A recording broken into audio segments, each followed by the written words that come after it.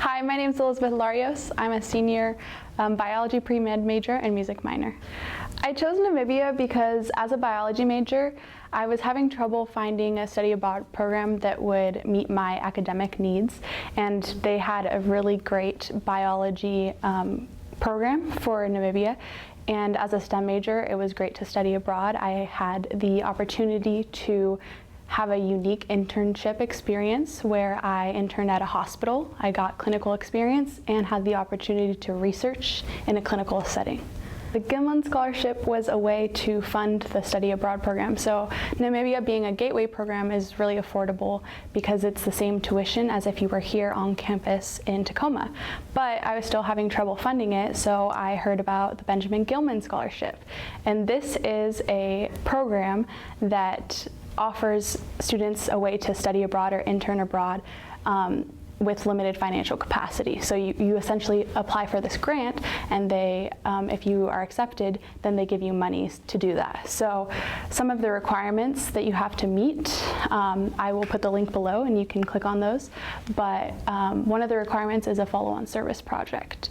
And so that's just a project that aims to create a bridge between you and your host country, teach them what it means to be American and learn from their culture and create meaningful, long-lasting relationships.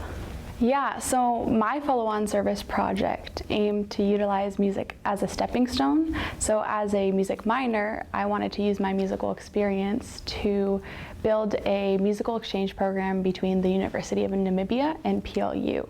So how I aimed to do that was to join a music class when I got there, find opportunities to get involved, and potentially do some exchange through composition or instrumentation between here and between PLU and Namibia.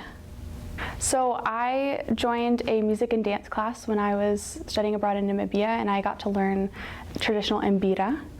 And other ways that I curated my musical exchange program was by volunteering once a week at the hospital where I interned to teach a pediatric oncology class with egg shakers and do kind of this music and motion thing with them. And then lastly, I was reading in the newspaper one day shortly after I got there and read Sunshine Girls all-girl marimba band, and I knew that I had to be a part of it. So I immediately contacted my supervisor and asked her to contact the instructor there to see if I could sit in on a couple rehearsals because I love marimba and I play a lot here at PLU. Little did I know that this would turn into something way bigger than I initially thought. I wasn't just watching practice, I was asked to be an instructor and to be a part of the marimba band. So once a week I would go and I would teach technique or stylistic performance, and I got to cultivate a relationship with these primary school girls. And I still talk to them daily now that I'm back. And so it's just made a great impact on my life, and I miss them dearly. So I'll let them tell you how much they love playing marimba.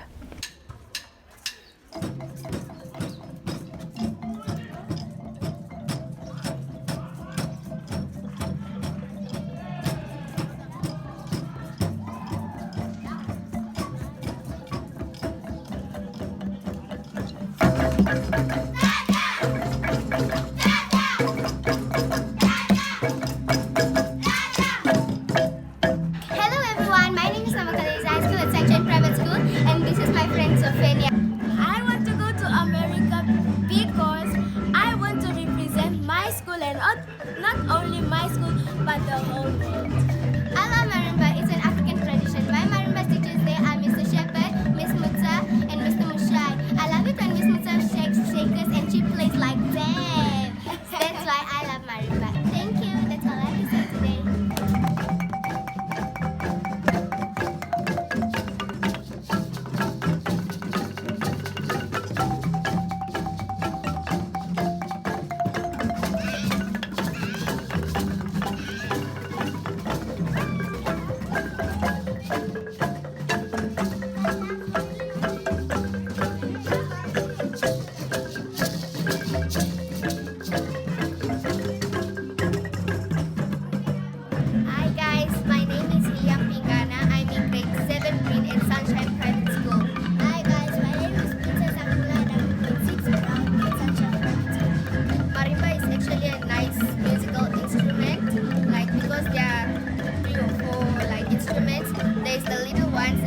sopranos, the middle ones that are called terna, and the upper ones which is called baritone, and the biggest one now which is bass.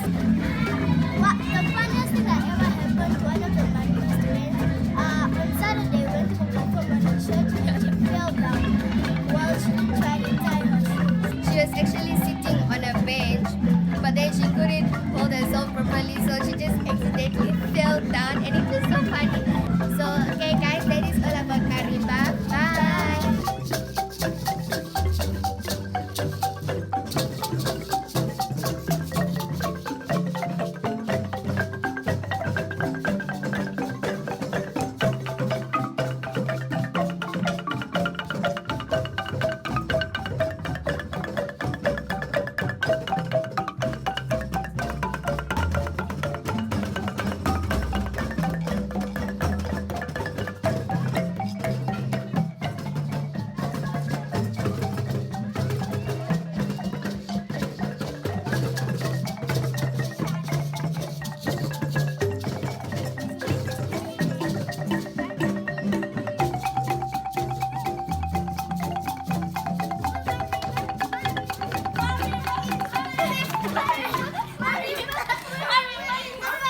So I also had the opportunity to buy some instruments and bring them back to PLU to utilize in music curriculum here, and the PLU percussion ensemble is able to utilize those instruments in performance.